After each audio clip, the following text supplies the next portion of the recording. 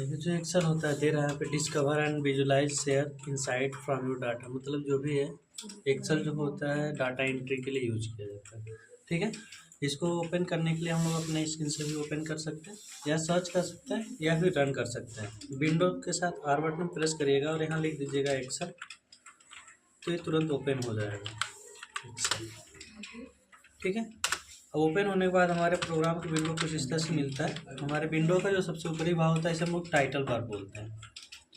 Title bar के ठीक नीचे जो होता है टैब बार होता है, उसके नीचे रिबन होता है। फिर ये जो दे रखा है आपका फार्मूला बार है रिबन के ठीक नीचे। और एक्सेल की पूरी विंडो को हम लोग वर्कबुक बोलते हैं, और हमारे वर्कबुक पे जो पेज होता है जहाँ पे हम काम करते हैं उसे वर्कशीट बोलते हैं। इसमें जो फार्मूला बार होता है, जो भी हमारा रेफरेंस होता है, सेल पे हम लोग जो भी काम करेंगे वही दिखाएगा। ठीक है, अब जैसे मान लीजिए यहाँ पे जैसे दे रहा है A1, समझ में आ रहा है आपको क्या दिया हुआ है? क्या दिया है? ये जो आपका रो एंड कॉलम का नाम बता रहा है कि हम किस कॉलम और किस रो में हैं। यहाँ जो नेम बॉक्स दे रखा होता है, नेम बॉक्स में वही देता है कि हम किस सेल में इस टाइम हैं और वो सेल किस रो और किस कॉलम से बना हुआ है। ठीक है, इसमें जो रो होता है, जो वर्टिकल लाइन होता है रो होता है, जो हॉरिजॉन्टल लाइन होता है, वर्टिकल लाइन जो होता है कॉलम होता है, और हॉरिजॉन्टल लाइन जो होता है रो होता है। रो और कॉलम के मिलने से जो बॉक्स बनता है, इस बॉक्स को हम लोग सेल बोलते हैं। ठीक है, इसमें जो रो की संख्या होती है 10,48,576 होता है। अगर बाय द वे हम लोग को पूरा रो चेक करना हो तो कंट्रोल साथ आप डाउन एरो प्रेस करिएगा, तो यहाँ पे तुरंत लास्ट एरो पे चला जाएगा हमारा, है ना। यहाँ देखिए दिखा रहा है 10,48,576, और कंट्रोल साथ अप एरो करिएगा तो फिर फर्स्ट पे हम लोग जा सकते हैं, पहले वाले पे। और कॉलम जो होता है 16,384 होता है, मतलब कॉलम की जो संख्या होता है 16,384 होता है। और हमें रो एंड कॉलम पूरा चेक करना हो कि हमारे वर्कशीट में कितना रो और कितना कॉलम है, बस यहाँ कॉर्नर पे आइएगा और माउस के लेफ्ट बटन से यहाँ क्लिक रखिएगा, तुरंत यहाँ दिखा देगा। दिखा रहा, मतलब 10,48,576 आर मतलब रो हो गया, और 16,384 सी मतलब कॉलम हो गया। ठीक ना, तो इस तरह से बाय द वे अगर पता भी करना हो तो हम लोग पता कर सकते हैं। अगर आखिरी कॉलम का नाम कोई पूछता है या फिर आखिरी कॉलम आपको पता करना है तो कंट्रोल के साथ राइट एरो बटन दबाइएगा, तो यहाँ पे दिखा देगा। आखिरी जो कॉलम का नाम होता है XFD होता है। ठीक है, तो इस तरह से हम लोग का जो मतलब टोटल कॉलम की संख्या 16,384, टोटल रो 10,48,576। अपने वर्कशीट में हम लोग 256 सीटें ऐड कर सकते हैं। जैसे यहाँ सीट 1, सीट 2, सीट 3 ऐसे दिखा रहा है, मतलब 256 सीट ऐड किया जा सकता है। अगर हम लोग लिब्रे ऑफिस कैल्क को यूज करते हैं तो उसमें 10,000 सीट ऐड कर सकते हैं। मतलब एक वर्कबुक में कितना 10,000 सीट ऐड किया जा सकता है लिब्रे ऑफिस में।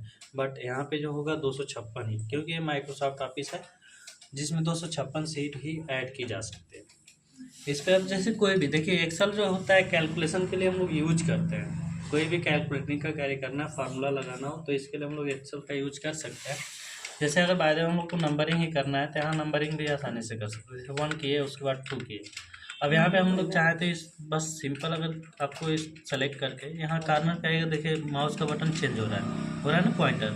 यहाँ पे लेफ्ट बटन को दबाए रखकर नीचे घिसिएगा तो ये नंबरिंग कर देगा। ठीक है, या फिर आपको अगर ऐसे सीरियल वाइज पूरा लिखना है 1 के बाद 2, और यहाँ मान लो 1 2 जैसे लिखना होता है उस तरह से अगर लिखना लिख लिए। और इन चारों को सेलेक्ट करने के लिए हम फर्स्ट वाले में आएंगे, और यहाँ पे जैसे पॉइंटर दिख रहा है लेफ्ट बटन को दबाए रखकर घींचिएगा तो ये सेलेक्ट कर देगा। और सेलेक्ट करने के बाद यहाँ से आप नीचे की तरफ यहाँ घींचिएगा तो ये लिखेगा। यहाँ नीचे दिखा भी रहा है कहाँ तक लिखा गया है। छोड़ेंगे और बिना कहीं क्लिक किए फिर से यहाँ कॉर्नर पे पकड़ेंगे और यहाँ से इधर खींच देंगे, कहाँ तक लिखना वो तुरंत लिख देंगे।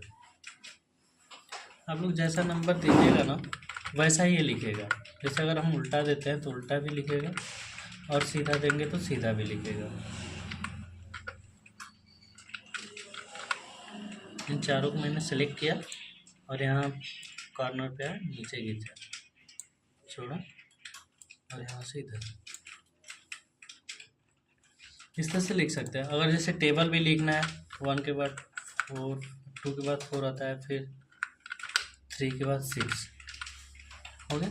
चारों को सेलेक्ट किए, यहाँ आए सेलेक्ट करने के बाद कॉर्नर पे और नीचे की तरफ, फिर यहाँ से जहाँ तक लिखना वहाँ तक खींच दीजिएगा, आपका तुरंत खींच देगा। इस तरह से हम लोग कोई भी नंबरिंग कर सकते हैं। फिर जैसे इसमें जितना हम छोड़ के लिखे होंगे, जैसे 1 के बाद फर्स्ट जो हमारा नंबर है उसके और सेकेंड नंबर के बीच में कितने का अंतर है, उतने के का ही अंतर करके आगे सबको लिखते जाते हैं। इसमें आप चाहे तो रोमन अंक भी लिख सकते हैं लोग। रोमन लिखने के लिए जैसे मान लिया आपका 45 नंबर है, ठीक है, ये डेसिमल नंबर है, इसको हमें रोमन में कन्वर्ट करना है, तो बस बराबर करेंगे। बिना बराबर लगाए एक्सेल को हम लोग कोई फार्मूला नहीं लगा सकते, और बराबर करने के बाद यहाँ लिखेंगे रोमन। रोमन लिखने के बाद यहाँ पूछ रहा है नंबर, जो नंबर है वो नंबर हम डाल देते हैं। यहाँ पे क्लिक करेंगे तो ये नंबर सेलेक्ट हो जाएगा, और उसके बाद कोष्टक बंद करके इंटर कर दीजिएगा, तो तुरंत उसको रोमन में कन्वर्ट कर देगा। आप चाहें तो इन दोनों को सेलेक्ट करके नीचे तक खींच के लिख सकते हैं। इस तरह से सिर्फ नीचे ही कर सकते, उधर नहीं करेंगे, क्योंकि उधर करने पे आगे जो रोमन होता है अल्फ़ाबेट से बनाता है, जैसे आगे कुछ ऑफ करेंगे तो उसी को रिपीट करने लगता है। और एक चीज़ और की, हम लोग एक्सेल पे रोमन बदलने के लिए मैक्सिमम रोमन अंक जो होता है 3999 तक का ही रोमन अंक हम निकाल सकते हैं। इससे ज़्यादा का रोमन अंक हम नहीं निकाल सकते, मतलब 1 से लेकर 3999 तक का ही रोमन अंक निकाला जा सकता है।